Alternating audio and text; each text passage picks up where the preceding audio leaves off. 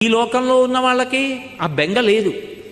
అమ్మా అనొక్కసారి పిలిచి నమస్కారం చేస్తే చాలు, వెంటనే నేనున్నాను రా బిడ్డా అని అమ్మవారు కాపాడుతుంది.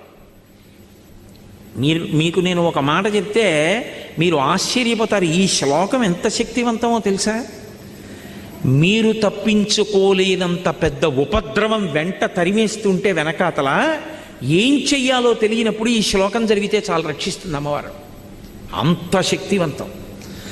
చండీ పరదేవత అనుగ్రహం అంటే అలా ఉంటుంది. అందుకే చండీ చరణవు అని చండీ పరదేవతని స్తోత్రం చేశారు శంకరాచార్యులు వారి ఈ శ్లోకంలో.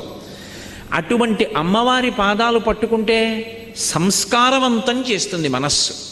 ఇక్కడ మీరు నన్ను ఒక ప్రశ్న అడగచ్చు, ఏమండి ఒకవేళ అసలు కోర్కెల మీద వ్యామోహం పోక, అసలు వ్యామోహం అనేటటువంటిది పోతే కదండి ధర్మబద్ధం చేసుకుందామన్న కోరిక. ఆయన అలా